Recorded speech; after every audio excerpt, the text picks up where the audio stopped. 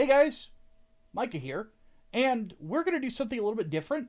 Shirt Dude is very busy right now editing the next section of the Grips War saga. So, what I decided to do is to do a little bit of content while he is busy at work, stuff that he doesn't have to edit, but we can, still put stuff out there for you guys to watch.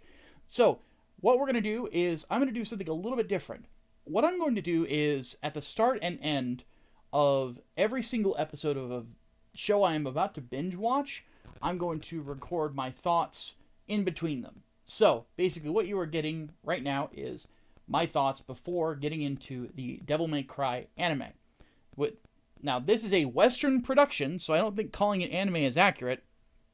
Adi Shankar, who was the showrunner of Castlevania, is behind this. I saw one clip previously. I wasn't the biggest fan of it. I've seen people try to say that they're trying to add more complication to the demons. I saw somebody on Twitter had said something about that. I responded with a very snarky tweet, I won't lie, about the fact that demons really weren't that complicated in Devil May Cry. The most that I saw was basically Dante's father saying, "Hey, I'm gonna seal Mundus away and go clap human cheeks, and you can't stop me." So he did that, and that's how we got Dante and Virgil. But regardless, I don't really have any anticipation going in. Could be good, could be not good. I have feelings on Castlevania, some very positive, some pretty negative. It's kind of a mixed bag for me as time has gone on, but that's a whole thing. But I'm kind of curious because there's a lot of feeling of like, with Castlevania, where did Adi Shankar end and Warren Ellis begin and vice versa? So we'll go ahead and dive into the first episode and we will go from there. But apparently the opening is Limp Bizkit. So I guess we're going for like a early to mid 2000s feel, which is when I was in high school, and I really haven't changed the way I dress since then, so I guess I'm dressed appropriately. Let's get started. Okay, so end of the first episode. I can't say I'm really impressed. It already has some of the same problems that Castlevania had in its animation, so if you didn't like the animation style, you're not going to like this. The one thing that I am noticing about this is that it's kind of doing something that you see every once in a while. They're trying to do the thing where people who don't deal with magic are trying to explain magic with scientific methods. And the problem that I have with it is that I've always kind of felt like Devil May Cry has made the most sense when it's not trying to overcomplicate itself and it's not trying to overdo itself. But, that's just me. The other thing I really wasn't a fan of is it kind of felt like the political references in the opening were kind of cringe, I'm not going to lie. Oddly enough, though, I'm not talking about the Alex Jones parallel. That was actually kind of funny because of the way that they transitioned into the fact that the dude was actually right.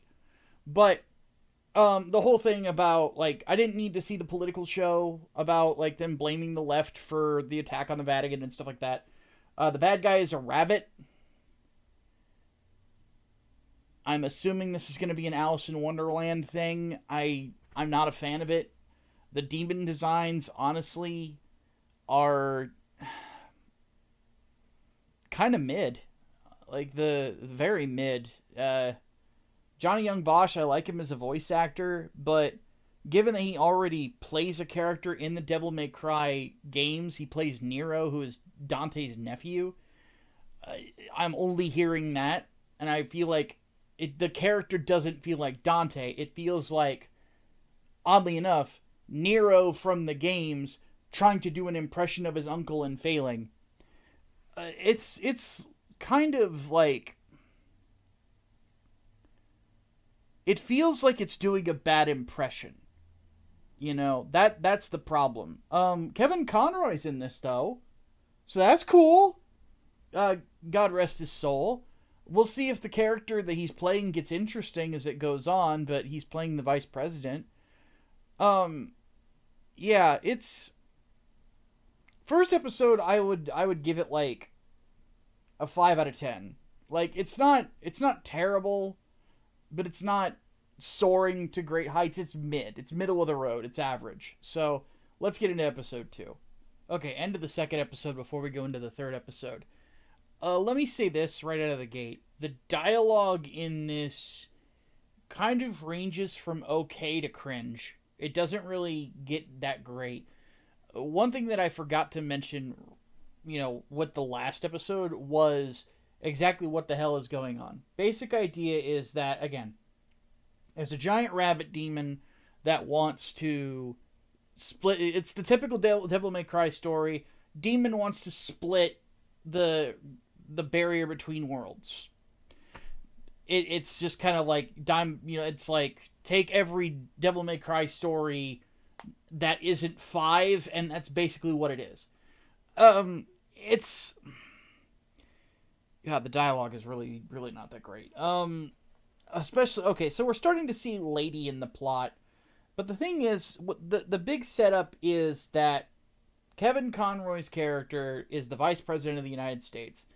He is after Dante's necklace because that combined with the other half of the necklace that Virgil has means that they can, create Sparta's sword, the demon blade Sparta, and they can split the barriers.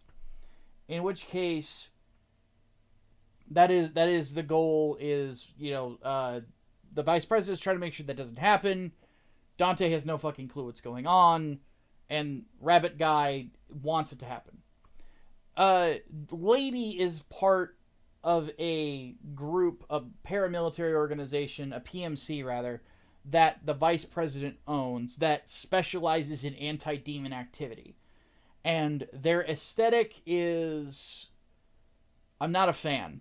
And there's a reason for that. This is something that has been permeating the entire thing. It honestly feels like the art director and like everybody involved with this were only like maybe had like a casual knowledge of Devil May Cry. Dante does not feel like Dante. He feels lamer than Dante actually is. Like Dante is kind of a cornball in the games, but he's not he's not cringy, God, I'm so scatterbrained because I'm just like sitting in this fucking pool of mid, and it's just not a comfortable experience. So Lady is part of a paramilitary group, and what I don't like about it is that I don't like that this whole thing is they're drenching it in everything early 2000s, late 90s, except for actually Devil May Cry. The art does not look like Devil May Cry. The character designs don't look like Devil May Cry. They're all... What they really look like is a Wildstorm comic from the late 90s, early 2000s. The art style is reminiscent of like stuff like Wildcats, stuff like Stormwatch, stuff like Youngblood, and stuff like that. And here's the thing. I grew up reading comics from that time period. I love Wildcats. I love Stormwatch. Like, those are two of my favorite comic books ever. Specifically, Stormwatch by Warren Ellis, who, wrote Castlevania, that Netflix series. And then I'm looking at it right now, the Alan Moore Omnibus for Wildcats. So, like, because some people don't know, Alan Moore actually wrote Wildcats after Lord Hellspawn died. So, like, I grew up with that aesthetic. I like that aesthetic. It doesn't fit Devil May Cry. It really feels like they wanted to do... This is what it looks like. It feels like... Because Dante looks like Dante. It feels like what they wanted to do was they wanted to do a Devil May Cry Wildcats crossover, but they couldn't get the rights to Wildcats from DC Comics, so they just made Diet Wildcats and then put Lady in that group. That is what it feels like. And it's just not right. They also use Rage Against the Machine in one particular part of it. Sleep Now in the Fire, I think, is the song they use. No, it's not Sleep Now in the Fire. It's Guerrilla Radio. I'm not a Rage Against the Machine fan. I tell people all the time the best thing about Rage Against the Machine was Audio Slave. Which, if you're going to go for, like, the time period that this is, I guess, taking place in, Rage Against the Machine wouldn't exist. They had broke it up. Audio Slave was going on. So why didn't you use something from Audio Slave's first album instead? But that's a minor gripe in Bailey. But what also doesn't fit is that Devil May Cry's music is heavy metal. It's not hardcore punk. It's not anything punk rock. There's no punk rock affectation in Devil May Cry. It's all metal all the time. That's the gimmick. That's the point. So I don't mind having... And even then, like, it's not even like... It's not fucking... new metal either, like Limp Bizkit or Evanescence. Like, that doesn't fit either. What would fit is, like, stuff that's a bit heavier. Static X would be something that would fit that. Godsmack from that era would fit that. Spineshank would fit that. Taproot would fit that. You know, I'm trying to think of other bands that I used to listen to around that time. Maybe Korn? Like, you got Mudvayne would fit the aesthetic. Slipknot would fit the aesthetic. You know, like, this does not... It feels like... Again, it's like a bad impression. Instead of actually Devil May Cry. And they fucked up Lady something hard. Lady is, like, super cringe. She says fuck all the time. She never cursed in the actual series. She is angsty without giving us context for why she's angsty. We had hints of why she was angsty in Devil May Cry 3 when she shows up. You know, like, there's no context to it. We can assume what the context is if you're a Devil May Cry fan. So I'm already assuming that is part of the deal. Regardless, it feels off. Nothing feels right. It's like trying to watch somebody play Devil May Cry 3 while wearing beer goggles. Nothing looks right. So, that's my thoughts after the second episode. I will see you after I'm done with episode 3. Okay. End of episode 3, going into episode 4. Still not really seeing improvement. In fact, it's getting worse. Again, this really feels like Adi Shankar and his team basically said, we're going to do a time capsule of the late 90s, early 2000s, but we're not going to see whether or not this actually fits Devil May Cry. There are some of the soundtrack beats that actually, you know, are more metal, which is nice, but at the same time, there's a whole sequence set to fucking Papa Roach. Ironically, it was Last Resort, and then I wanted to kill myself. Like, it's so fucking cringe. Like, the whole thing about just... So let me say this. I'm of the opinion that we ought to... I'm gonna throw out a term. I kind of like this particular term. We're gonna call it stripping the wizard. The basic idea being that sometimes if you over-explain how something works in in fiction, then what ends up happening is you end up kind of taking the magic away from it, taking the wonderment away from it. Now, one thing I did admittedly see on Twitter is people had said that they compared using, like, explaining stuff with dimensions in this with quantum mechanics as sort of like the 90-degree angles out of Castlevania Season 4. The 90-degree angle thing is a completely different problem. That is taking the trying to effectively remove God from a situation where we already know that not only is God a thing, but holy weapons do damage to all kinds of vampires. So it was just a bad explanation for trying to act as if, God was not God, or so. It was really stupid. Adi Shankar this is showing so far he's a hack. But and that was a different thing. Using quantum mechanics to basically say, hey, hell is a completely different dimension from our own, and at the end of the day, energy is still energy. So my alarm is going off for something. Hold on a second. Okay, what was I saying? My basic point is that there's a limit to it. You don't want to do it too much. If you do it too much, you take away the mysticism and the magic of it, and everything feels a little bit less special. That first episode was basically a bunch of normal dudes at the Pentagon trying to figure out why things are the way they are, so they're trying to explain it in scientific terms so that they can get more of a grasp on it, feels less scary. At least that's how I would spin it if I was the one writing this. But I'm not.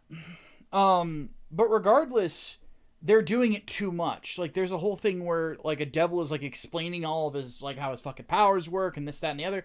Like, I don't need you to tell me about what your powers are based on and da-da-da-da-da. It's honestly, it's too comic bookish, in my opinion. Because it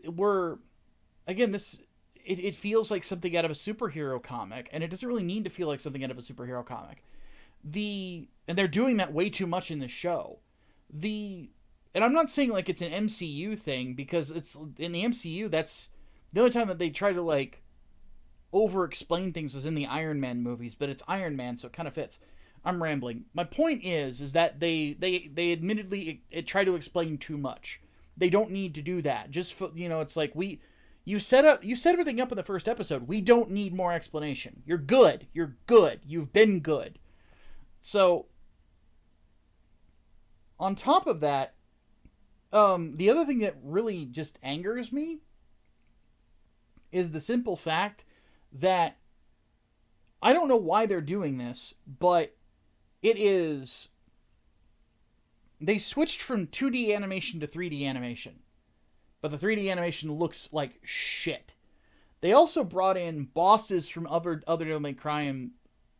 They also brought in bosses from other DMC games. They put in the Plant Lady from 4. They put in Agni and Rudra from 3, but they gave them normal heads for some reason. Then they made them Australian. If you want to improve something, don't make it Australian. And then on top of that, they also put in, I think it's called the Neo Angelos. It's the boss from 5 that when you cut it up, it turns into the bike. And I don't know why they use that, because that one in particular is supposed to be Trish. But either way, that episode didn't really help improve things. Still really, again, the dialogue is not good.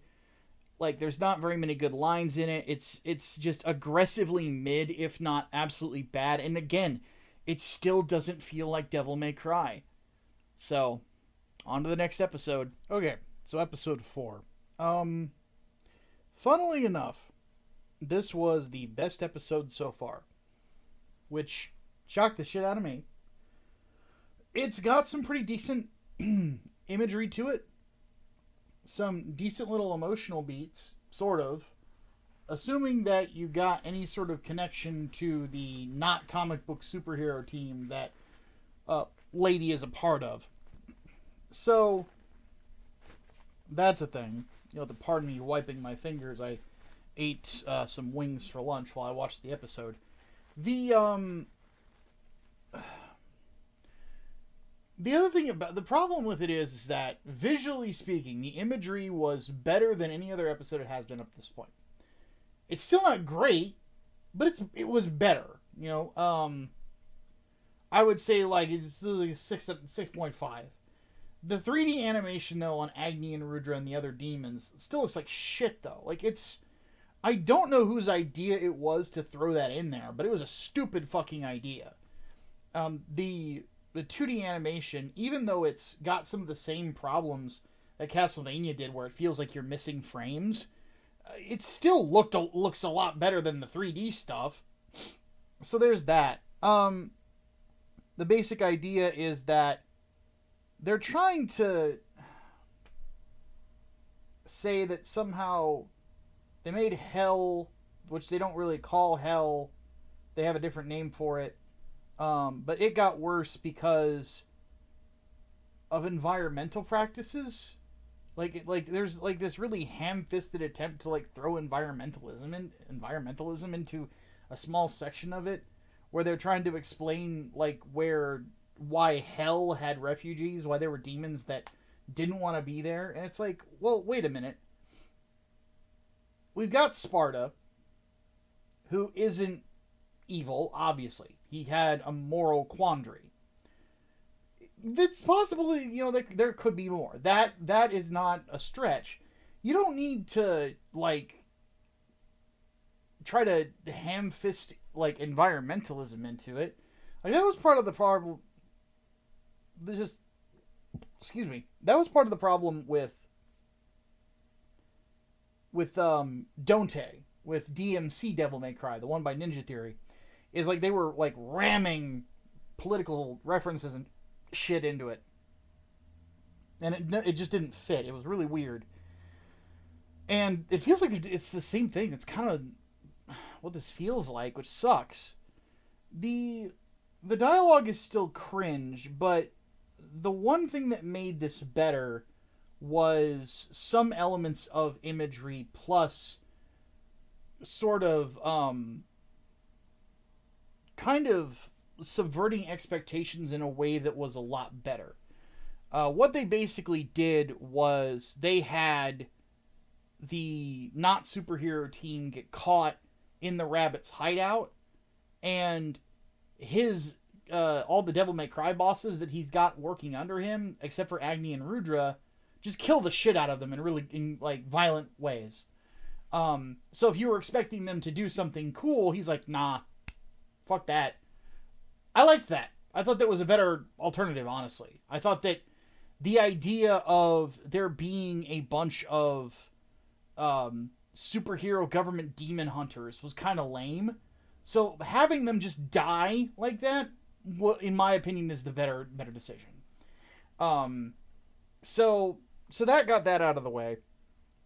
But there's still problems with it. Again, they're trying to explain things too much. Be like, oh, these are level something something. Their power level is too high, and blah blah blah. It's like, don't do that. Just say these are more powerful than what we've seen before. It's that simple. It's the same thing with the fucking Hell refugees. Mundus was a tyrant. That's all you need. That's it. That's enough. And this is part of the problem with everything with this show so far, is like it reaches a point where you've got enough to focus more on the things that would be cool and should be cool. But because he's overthinking everything, the quality of everything becomes that much lower. It's over-explaining in areas that don't need extra explanation, and it's underperforming in areas where it really needs help. It really needs help in regards to the animation. It really needs help in regards to the dialogue. Both of those should have gotten a lot more attention than what they did. But because they didn't, the show still sucks. It's still just sitting in a pool of mediocrity. And if you're sitting in a pool of mediocrity 5 episodes or 4 episodes into a show when you've got Netflix paying your budget, at this point you have no excuses. It should have been getting better significantly as it went on after you got the explanations and stuff out of the way in the first 2 episodes. It's not increasing, it's staying mid. And that, again, it's inexcusable. I'm just throwing in this short snippet while I'm halfway through episode 5. If there is one thing I have to compliment this series on, it's using versions of Bury the Light and Devil Trigger from Devil May Cry 5. There you go, you get a compliment.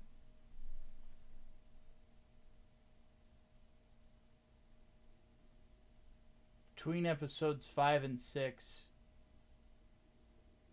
They literally, in a Devil May Cry story, made it that the humans are the real bad guys.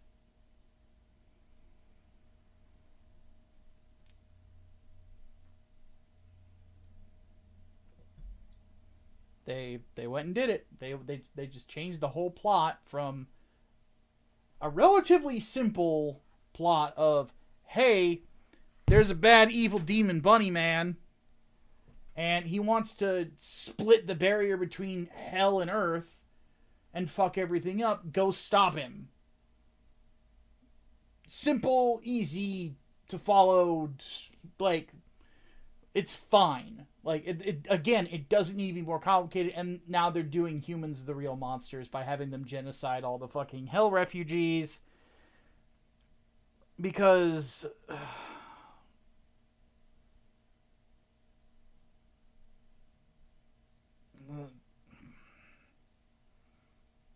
they did it basically just to have,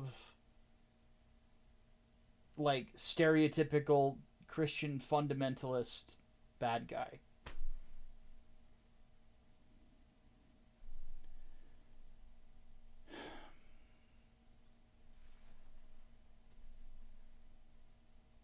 I said early on in this that I feel like everybody involved with this show only has a passing knowledge of Devil May Cry. They've never actually played a single game in it. Yeah. This show sucks. It was already just mid. It just... That was a bad twist. Bad twist. Stereotypical. This really does feel like it's more of a time capsule from like the early 2000s. So now we've got religion bad. Let's see what the next episode has. Okay, so I just finished with episode 6. Now, episode 6 shockingly was really good. In fact, a lot of what was in this episode is what the whole series could have been with what they were trying to go for. Effectively, what it is it tells Lady's backstory in this late universe of Devil May Cry, and it shows the rabbit's backstory. And it is surprising in this, but the only surprise is the fact that the rabbit is not Virgil. That's it. That's the only surprise. This whole time that you think that it might be Virgil, it's not. It's just not. It's not Virgil. So, this is sort of the problem that Adi Shankar is having here. Is he ran the risk... Well, there's two things. First, with the way that he has told the story so far, episode 6 should have been episode 2. Episode 1, we get introduced to Dante, hints of Lady and the villain. Episode 2, we see the villain, we see Lady. And we see that she's got a complicated backstory, and which is different than the original. In this, her father was not a demon worshiper. It's more devil. This episode was basically like Adi Shankar trying to do Devilman Crybaby, including with the animation in the Hell dimension was like kind of like trying to clearly take inspiration from that, but be different. You know, it's not like a 1-to-1 comparison, but it's doing like a more simplistic artistic style, which looked a lot better than most of the animation in this fucking show so far. Everything about, like, it feels like they blew their budget on this episode. The thing about it is that because this is so far into it, you just had an episode where you did the whole humans are the real bastards, and it came out of nowhere. Whereas if you had had this really early on, we would know that this whole situation is a lot more complicated than your typical Devil May Cry story. You know, the idea that the people that were here were, that were brought over were fucking, just refugees from hell trying to get away from Mundus. Or Makayans, so it's not really hell. We would also have the setup that this PMC is basically one that has a policy of, if it comes from hell, it is shoot first, ask questions later. Because we are not running the risk of what's going on there. Lady obviously identifies with such an approach, so on and so forth, and you introduce the grays of a morally complicated story. By having this in episode 6, the timeline of events is now all fucked up. This entire time, the rabbit has just been stereotypical bad guy. And everybody else was pretty normal, and then you twist. The problem with it is that, because what he's trying to do is he's trying to subvert expectations again. He's trying to pull a Rian Johnson. The thing is, Rian Johnson is really bad at trying to pull a Rian Johnson. So trying to imitate Rian Johnson means that you're trying to effectively imitate a person that can't even figure the formula out in the first place. He got a good subversion of expectations when he killed off that strike team unceremoniously. They just fucking died. That was smart. That was clever. It was timed right, and what we got was better than what we would have had otherwise. We got this neat cat and mouse game inside of the building between Lady and the demons. That was a lot better than what we would have had otherwise, which would have just been stereotypical superhero fight. So that was a lot better. And it also, it made it, so that we would see that Dante and Lady are a lot more capable than other people. Like, it was a much smarter call.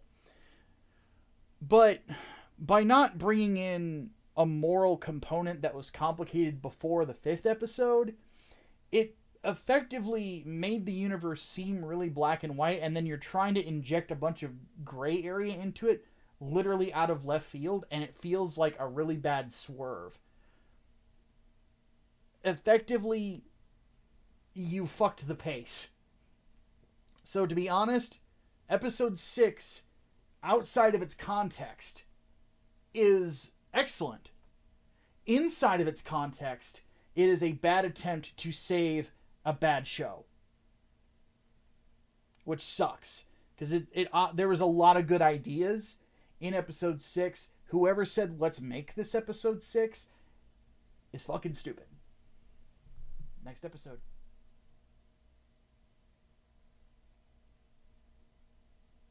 That's my reaction. Just that facial expression. Some of you have seen it before. We're really doing this humans are the real demons thing. And now we have fucking Lady agree with it for some fucking reason. It's the writing in this is so inconsistent. The dialogue is cringe.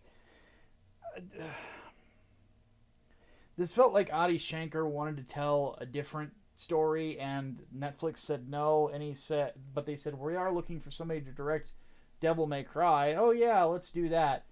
Yeah, I'll do Devil May Cry. Then he tries to insert his bullshit fucking story into it, and it just doesn't fucking fit.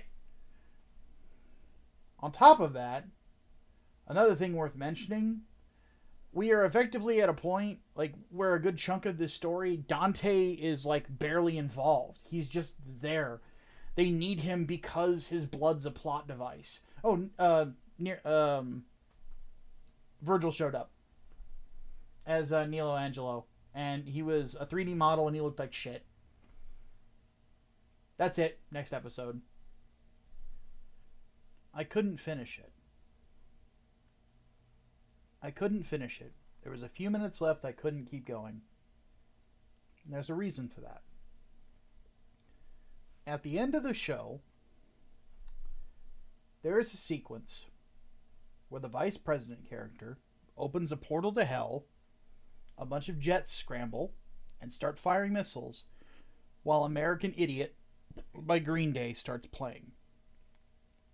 You might as well have had it end with Adi Shankar put this character, this vice president character, in the middle of the screen, get close to a microphone like this and say, Hey, did you know it's supposed to be Dick Cheney? It's Dick Cheney. This is supposed to be Dick Cheney. Hey, Dick Cheney, Dick Cheney, Dick Cheney, Dick Cheney. Hey, do you remember the year 2004? Dick Cheney, Dick Cheney, Dick Cheney.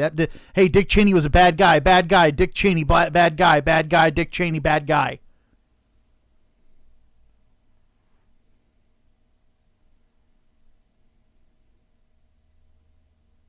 Show sucks. Fucking sucks.